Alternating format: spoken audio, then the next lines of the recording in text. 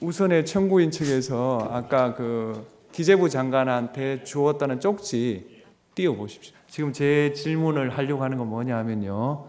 갑 29호증 24가 저 기재부 장관에게 주었다는 저 쪽지입니다. 그런데 그 증거 부동의를 하셨어요. 부동의를 하셨거든요. 근데 조금 전에 정인 그 신문 사항 때 그걸 또 제시를 하셨어요. 그렇다면 이거는 좀 모순적인 상황이 아닌가. 증거를 채택을 안 한, 증거를 부동의하는 증거를 가지고 물어보는 게 어떤 의미인가. 그걸 좀 확인하려고 그럽니다. 네. 저희들 부동의했습니다. 했는데 예. 그 재판장님께서 그 네. 증거로 채택한다고 말씀을 하셨기 때문에 그 아니 이런 24는 보류가 됐을 건데. 보류됐습니다. 예, 예. 지금 무슨 상황이냐 하면 예. 29호증 24를 피청구인이 작성했건 그다음에 피청구인 주장대로 피청구인 측의 주장대로 김용현 정인이 작성했건 작성의 주체가 달라질 뿐 진정 성립은 인정된다는 뜻 아닙니까? 어느 쪽이든. 그렇다면 그 증거는 증거로서 가치를 가지는 거지 증거 능력이 없다는 것은 모순 아니냐. 지금 그런 뜻으로 말씀드리는 겁니다. 다만 입증 취지를 부인한다는 뜻이겠죠. 왜냐하면 청구인 측에서는 피청구인이 썼다는 뜻이니까요. 재판장님 이게 이 서면을 갖다가 저희는 모르는 서면이기 때문에 네. 그래서 부동의를 한 것이고요. 예. 지금 그저 그 참고로 보고 싶다 했기 때문에 저희가 예. 그 받아서 지금 전해준 것이지 증거로 저희가 쓴 것이 아닌데요. 아 그러면 제가 예. 그럼 그거는 제가 이 단계에서 예. 직권으로 물어보겠습니다. 예, 자, 예. 29호증 24를 좀 주십시오. 좀 띄워 보십시오. 그러면 주든지 아니 정인한테 제시를 하십시오. 그거 한번 읽어 보시고요. 본인이 아까 작성했다는 그 문서의 사본이 맞으신지 확인을 좀 해주십시오.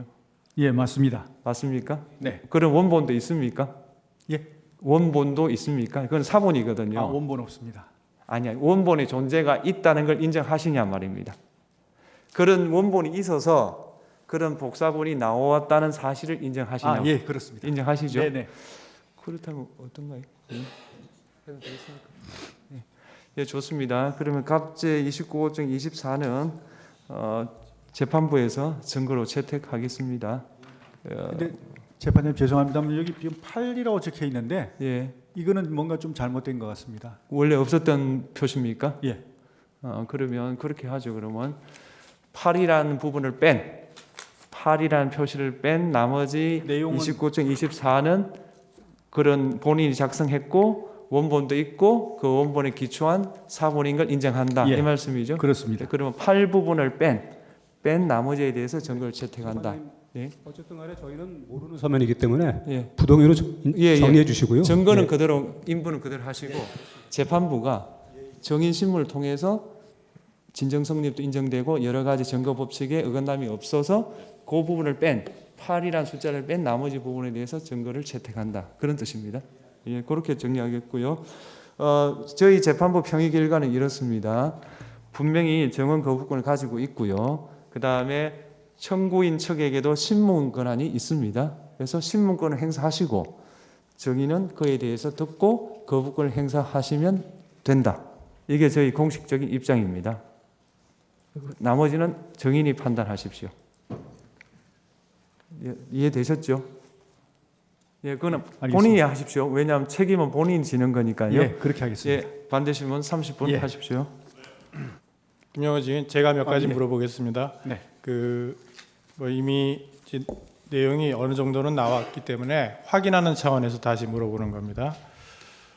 12월 3일 날 22시 17분경에 이제 국무회의 구성원 11명이 대통령실 대접견실에 모였을 때 다 모였지 않습니까? 네. 이때 11명이 모였을 때 이제 피청구인이 비상계엄에 관한 구체적인 내용, 그러니까 비상계엄의 실체적 요건이 충족됐는지, 그리고 시행 일시, 시행 지역, 그리고 계엄 사령관 등에 관해서 이야기를 했습니까?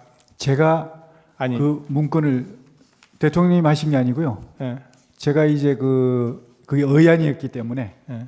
의안이었기 때문에 제가 계엄 선포문, 그러니까 공고문이죠. 그거를 다 나눠드렸습니다. 그러니까 제 말은 네. 그러니까 구체적인 비상계엄의 내용, 실체적인 요건이 충족됐는지 그 심의를 하는 것을 말씀드리는 거예요. 그러니까 실체적인 요건이 있어야 될 거 아닙니까? 그 요건이 충족됐는지, 그리고 일시는 언제 한다, 그리고 시행지역은 어디다, 그리고 계엄사령관은 누구다, 이런 얘기를 구체적으로 이야기를 한 적이 있느냐 하는 겁니다. 그 포고문을 아까 다 줬다는 것이고. 네. 그 재판관님 말씀하신 그 1번 부분은 그 별도고요. 2번부터 밑에 거는 다 계엄 선포문에 포함되어 있는 내용들이라 계엄 선포문을 제가 다 이렇게 개별적으로 그 국무위원들한테 나눠주고 그 의안으로 이제 그 했기 때문에 다 알려줬다고 저는 생각하고 있고요.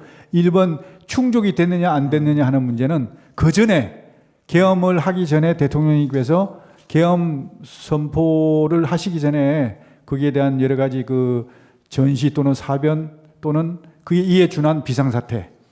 그래서 이게 지금 현재 상황이 이에 준한 국가 비상사태냐. 그리고 그 뒤에 보면 사회 질서가 심각하게 교란돼서 행정, 사법 기능이 현저히 저하될 경우라는 얘기가 있습니다. 국회도 사회지 않습니까? 그러니까 제가 여쭤보는 말씀은 네. 피청구인 대통령이 네. 그 당시에 그런 얘기를 현장에서 했느냐 이걸 묻고 있는 겁니다. 현장에서 11명이 모였을 때 11명 모였을 때 말씀하신 건 제가 못 들었고요. 개별적으로 이렇게 하실 때 계엄의 필요성, 네. 당위성에 대해서는 말씀하시는 그러니까 걸 들었습니다. 개별적으로는 얘기했지만 11명이 다 모였을 때 구체적으로 그런 얘기를 한 적은 없다. 네. 그다음에 국무회의 당시에 국무위원들을 상대로 이번 비상계엄은 거대 야당에 경고하기 위한 것이다. 경종하기 위해. 경종을 울리기 위한 것이다. 그리고 중앙선거관리위원회의 선거관리 시스템을 점검하기 위한 것이다. 이런 취지의 말을 했습니까? 누가 제가요 아니면 대통령이. 언제? 그 모였을 때 11명이 모였을 때 그거는 말씀 안 하셨습니다. 말을 안 했다. 네. 그다음에 육군참모총장 박완수를 계엄사령관으로 임명한다는 점을 국무회의에서 심의를 했습니까? 그게 이제 방금 말씀드린 계엄 선포문에 그게 포함되어 있습니다. 계엄선포문에 이제 계엄사령관 네네, 박완수 그거 이렇게만 돼 있을 뿐이지. 그렇습니다. 그러면 그거를 이 사람으로 하겠다라는 예, 그렇습니다. 취지다. 그것이. 예. 그다음에 그 비상계엄 선포문 아까 말씀하신 비상계엄 선포문에 부서를 했습니까? 장관들이나 증인이 부서를 했냐? 그렇게는 하지 않았습니다. 부서를 하지 않았다. 네. 그다음에 그 국회 건물 내부로 투입된 군 병력을 빼내라 이렇게 지시를 네. 했다는 거죠. 네. 그러면 질서 유지만을 목적으로 군 병력을 동원을 했는데 질서 유지 목적으로 그러면 애초에 국회 그 본청 건물을 말하는 겁니다. 본청 건물 안에 군 병력이 왜 들어갔습니까? 질서 유지를 하는데 그 안에는 어차피 의원들 들어가 있고 의원 관계자들이 들어가 있을 텐데 외부에 뭐 시민들이나 이런 사람은 들어가지는 않은 상태인데 굳이 거기를 군 병력이 왜 본청에 유리창을 깨고 진입을 했습니까? 그 이제 최종적인 엔드 스테이트는 이게 상황 자체가 본청에 이런 어떤 군 병력이 이게 딱 그 본청을 확보하고 출입문에 대한 일단 출입에 대한 이렇게 통제를 하면서 선별적으로 의원들이 들어오시는 거는 그냥 뭐 저거 없이 제재 없이 그냥 통과하시지만 나머지 불필요한 인원은 들어오지 못하도록 이렇게 딱딱 질서 정연하게 그러면 이런 모습을 외부만을 본청 건물의 문에만 배치를 해놓으면 되는 거 아닌가요? 네 그렇게 하려고 그랬는데 이게 충돌이 생겨버린 겁니다. 들어갔으니까 충돌이 생긴 게 아니에요? 그러니까 이 출입문만 하면 안 되고 안에 내부에 또 인원들이 또 어떤 인원들이 불필요한 인원들이 많으면 거기에 대해서는 이제 빼내야 되니까 그런 어떤 차원에서 한 겁니다. 그리고 그 아까 자꾸 체포 이런 얘기가 나오는데 증인은 이제 포고령을 위반할 개연성이 높은 사람들을 몇 명을 추려서 말하자면 동태를 파악하라고 알려준 것이다 이런 취지였죠. 예, 동정을 좀 확인해. 그 말이 왜 체포로 바뀐 겁니까? 그러니까 이제 다른 사람은 체포하라고 지시했다는 취지로 얘기를 하는데 그게 증인이 얘기할 때 동정을 파악하라라고만 말씀을 하셨지만 동정을 파악해서 포고령을 위반하면 체포해야 된다 이렇게까지 말씀을 하신 건 아닌가요 혹시? 그건 아닙니다. 체포라는 말은 꺼내지도 않았습니까? 그렇습니다. 왜냐하면 체포를 하려 그러면 체포를 할 수 있는 기구가 구성이 돼야 되는데 그때가 안 됐다는 겁니다. 그 말씀은 아까도 하셨고 예. 그러니까는 그 말하자면 이 사람들이 계엄 포고령을 위반할 가능성이 높은 사람이니까 동정을 감시해라라고 그렇습니다. 했다는 말은 네. 아직은 아니지만 추후에 지금 말씀하신 것처럼 체포를 하기 위한 조건들이 있잖아요. 네. 조건이 성숙이 되면 체포를 해야 된다 이런 취지로 얘기를 한 것이 아니냐 이런 말입니다. 그래서 체포라는 얘기가 자꾸 나와서 묻는 거예요. 아, 동정을 이제 확인하다 보면 예. 어떤 위반 우려가 있고 하면 사전에 예방 차원에서 차단을 해야 될 것이고 그럼에도 불구하고 계속하면 그거는 필요하면 체포가 이루어질 수밖에 없는 상황 아니겠습니까?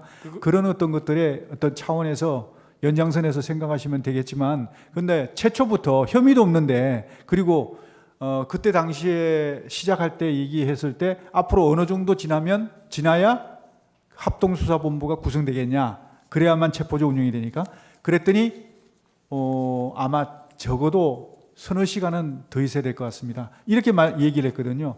그러면 앞으로 서너 시간이면 그때가 통화했던 게 22시 30분 정도 됐는데 새벽 2시 넘어야 된다는 얘기거든요. 네, 알겠습니다. 예. 예. 두 가지만 확인하겠습니다. 정인이 2024년 12월 3일 그 국무회의를 하고 이제 피청구에 나가시고 그 다음에 국무회의장을 정인이 벗어났잖아요. 네. 그 시간이 몇 시입니까? 대통령하고 같이 나갔습니다. 동시에 예. 나왔습니까? 예. 그다음 두 번째 정인은 검찰에서 조사를 받을 때 예. 변호인 입회 하에 하였고 그 다음에 조서를 확인한 후에 서명하였습니까? 예, 서명했습니다. 예. 예. 아까 하실 거 있습니까? 예. 예, 하시죠. 이거는 이 계엄이 무슨 실패한 계엄이라고 소추인 측이 주장하면서 군인들이 현장에 와 보니까 맞닥뜨린 상황이 국회라는 이런 민주 정체라는 것 때문에 군인들이 임무를 제대로 수행하지 않은 것이라는 말씀을 하셨는데요.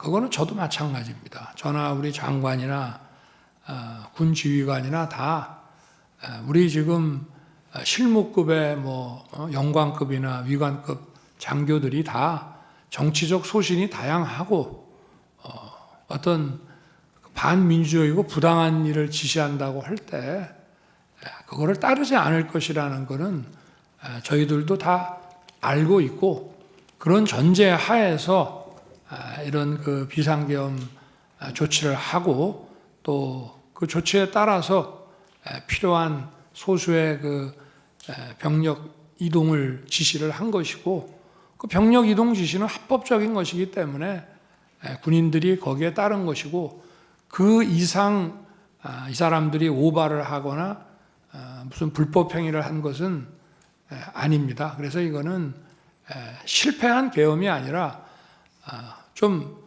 얘기한다면은 저도 빨리 끝날 거라고는 생각했지만 예상보다 좀 더 빨리 끝났다. 그리고 그 이유는 국회가 계엄 해제 요구를 아주 신속하게 한 것도 있고 저 역시도 계엄 해제 요구가 결의가 나오자마자 바로 장관과 계엄사령관을 즉시 제 방으로 불러서 군 철수를 지시했고 그리고 어차피 국무회의를 열어야 또 계엄 해제를 할 수 있기 때문에 시간은 좀 걸리지만 제가 기다리다가 바로 1층 브리핑룸에 가서 군은 철수시켰고 국무회의 정족수가 갖춰지면 거기에 따라서 계엄 해제를 하겠다고 선 발표를 했습니다.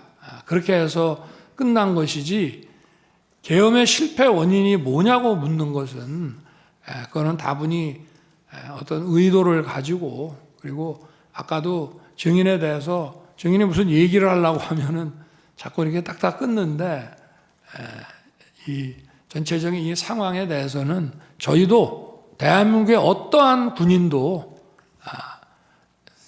그 정치적 소신과 입장이 다양하고 민주적인 어떤 철학을 다 가지고 있다고 생각하고 있습니다.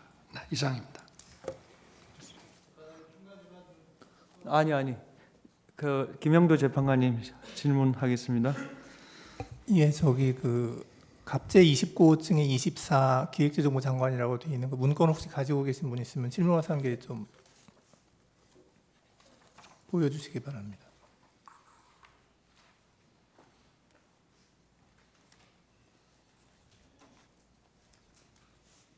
예, 질문하는 게 좀 확대해 주실래요? 증인, 네, 저 문건 증인이 작성했다고 했죠. 맞습니다. 거기 사망을 보면, 네. 사망이 아니라 제일 아래쪽을 보면 국가 비상 입법기구 관련 예산을 편성할 것이라는 내용이 있습니다. 네. 저 내용이 왜 필요했습니까? 예, 요것은 아까 잠깐 제가 언급을 하긴 했는데 요걸 작성하기 전에 대통령께서 평소에 하신 말씀이 떠올랐습니다. 그게 뭐냐면 다시 한번 말씀드리면 정부 여당에서 민생 관련한 입법 법안 그리고 경제 살리기 관련 법안 이런 것들을 비롯해 가지고 한 100여 건이 거대 야당에 막혀 가지고 이게 정지가 돼 있는 상태다. 이것만이라도 제대로 좀 작동이 되면 국민들의 삶이 훨씬 더 좀 나아질 텐데 이거라도 어떻게 좀 했으면 좋겠다는 생각을 많이 말씀하셨습니다. 그러면서 나중에 기회가 되면 이런 부분들을 좀 할 수 있는 방안을 강구해 봤으면 좋겠다. 이런 말씀을 제가 몇 번 들었습니다. 그래서 그게 떠올라서 이번 기회에 그러면 이런 어떤 기재부에다가 이런 이 긴급 재정 입법권을 해서 이 입법권을 수행할 수 있는 그런 이 조직을 만들어 갖고 그걸 이제 가지고 이런 어떤 해소하지 못한 그런 여러 가지 막혀 있는 부분을 좀 해소하자 그런 생각에서 이렇게 지금 예, 정리하겠습니다. 알겠습니다. 그런데 그 가운데 거를 보면요, 저 문건의 가운데 거를 보면 국회 관련 각종 보조금, 지원금, 각종 임금 등 현재 운용 중인 자금 포함 완전 차단할 것 이리 돼 있거든요. 네. 그런데 지금 증인이 말씀하시는 그런 입법을 하려면 결국 국회가 해야 되는데 입법은 국회가 하는 거니까 그런데 가운데 거는 왜 쓰셨어요? 저거는 국회를 정지시키겠다는 아닙니다. 뜻인데. 이 국회 관련된 사항이 아니고 국회를 통해서 지원되는 단체가 있습니다. 그런 단체의 보조금, 지원금 이런 것들을 차단하라는 그런 뜻이죠. 예. 네.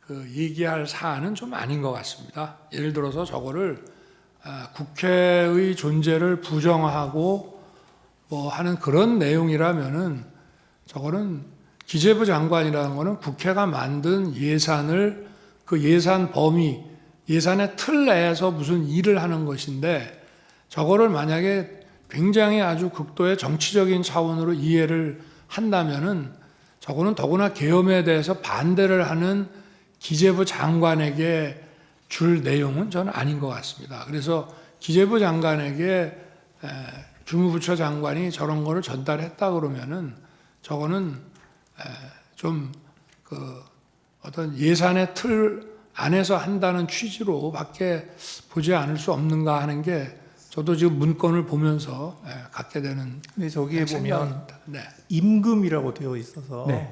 월급 주지 말라는 그 뜻인데. 임금은 아까 전에 잠깐 말씀드렸는데 임금비 이런 개념이 아니고 임금 중에 사실은 이게 불법 임금들이 많다고 얘기를 들었습니다. 그러니까 인원들을 뻥튀기 한다든지 또 없는 인원을 이렇게 해서 한다든지 이런 부정적으로 나가는 임금 이런 어떤 것들을 색출해서 차단해야 되겠다 이런 개념이었습니다. 이게 결국은 저런 거 아니겠습니까? 잠깐. 네네. 잠깐만요. 혹시 갑제 2호증 포고령 가지고 계신 분 있으면 좀 보여주시죠.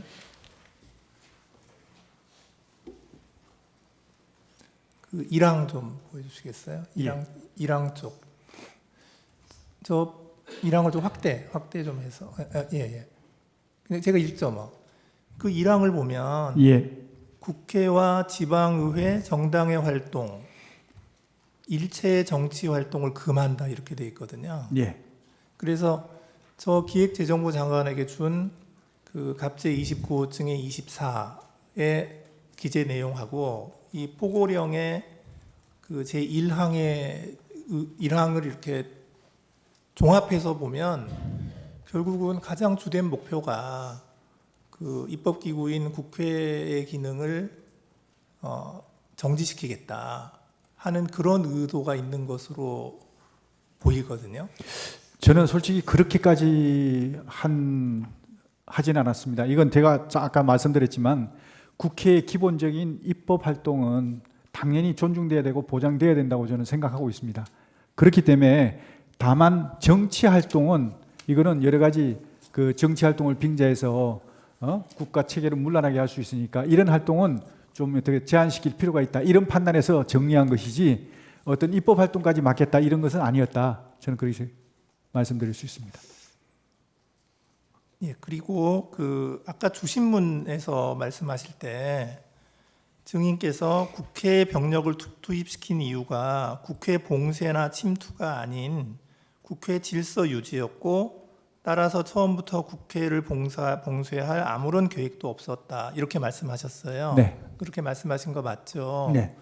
그런데 실제로 보면 국회의장께서도 그 출입구로 못 들어가서 담을 넘어서 들어갔고 그리고 일부 국회의원들께서는 그 차단한 병력들이 그 진출로를 열어주지 않아서 국회에 못 들어간 그런 경우도 있었거든요. 그래서 증인께서 말씀하시는 거하고 달리 실제로는 국회 봉쇄가 목표가 아니었나 하는 그러한 정황들이 많이 보이는데 그 점은 어떻게 생각하십니까? 네, 재판관님 말씀 존중합니다. 그런데 저는 생각이 좀 다른 게 말씀하신 대로 제가 만약에 봉쇄를 했다 그러면 국회의장님이 담을 넘어가서는 안 됩니다. 담을 넘어갈 수 없어야 맞는 겁니다. 봉쇄라는 개념 자체는요, 손에 손잡고 정말 울타리를 다 에워싸서 한 사람도 들여보내지 않는 것이 봉쇄입니다.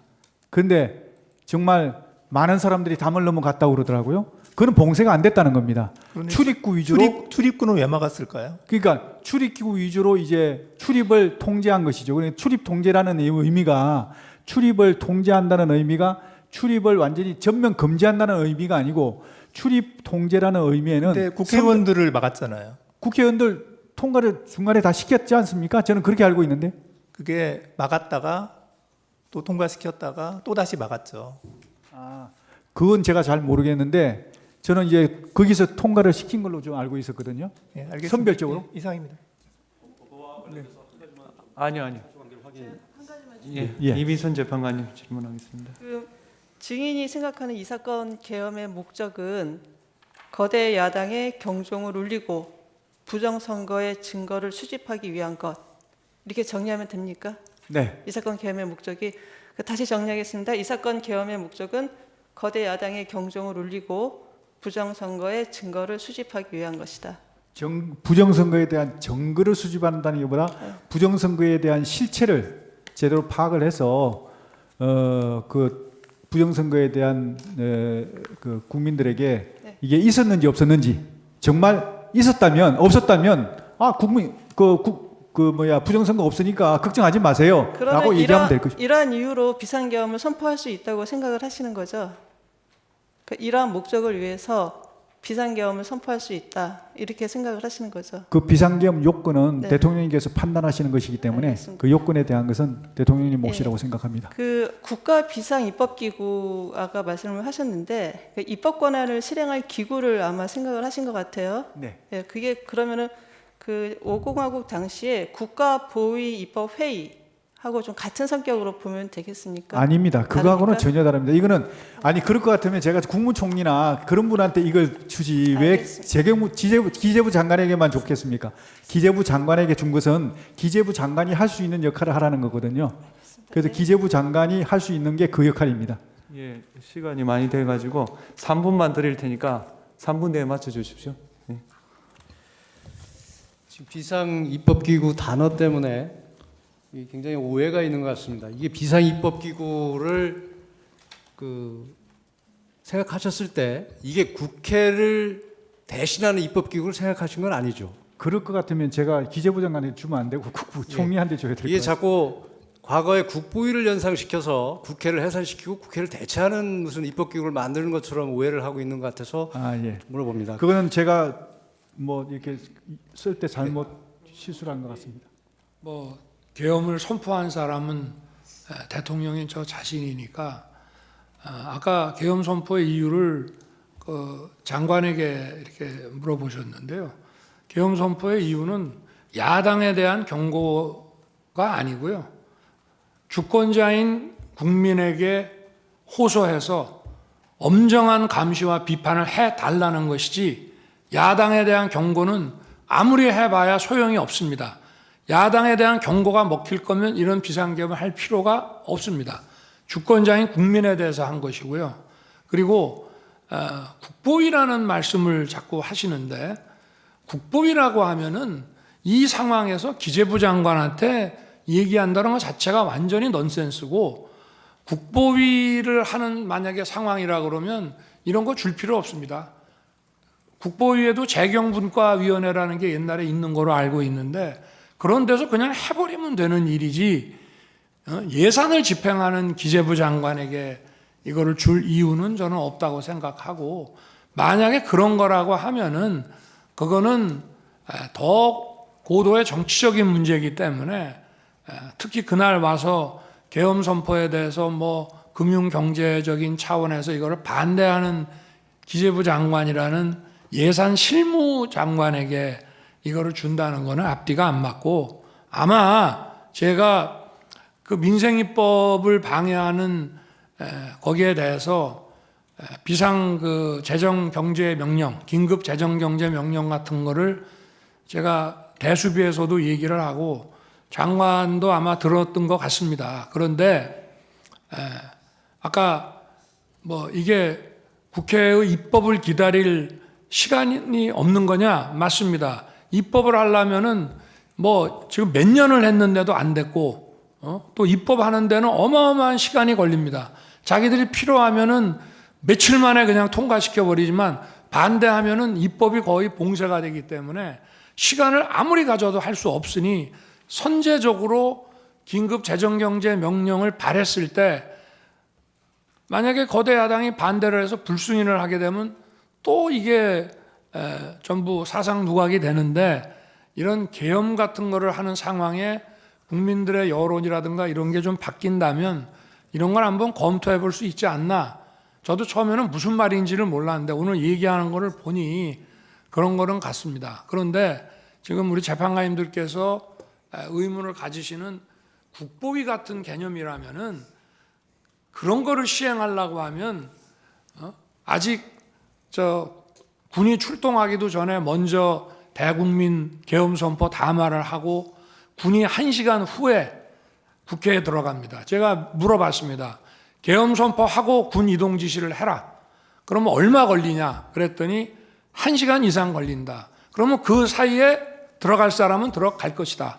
국회가 개회 중이고 또 의원회관에도 많은 사람이 있고 소통관에도 또 인원들이 있기 때문에 또 아직도 예결위가 끝나지 않은 상태니까 그래서 이거를 막지 않고 국회라는 이 시스템을 인정하는 한도 내에서 이걸 한 것이기 때문에 그렇게 한 것이고요. 뭐 일부 못 들어갔다라고 얘기를 합니다만은 그럴 수는 없습니다. 다 서울경찰청에서도 그 입구에서 전부 다 들여보냈고요. 군이 도착하기 전에 다 들여보냈고 어디 통제가 한다 하니까 먼저 들어가려고 담을 넘어가신 분은 계실지 모르지만 190명이나 빠른 시일 내에 들어와서 시간 내에 들어와서 이 계엄 해제 논의를 해가지고 계엄 선포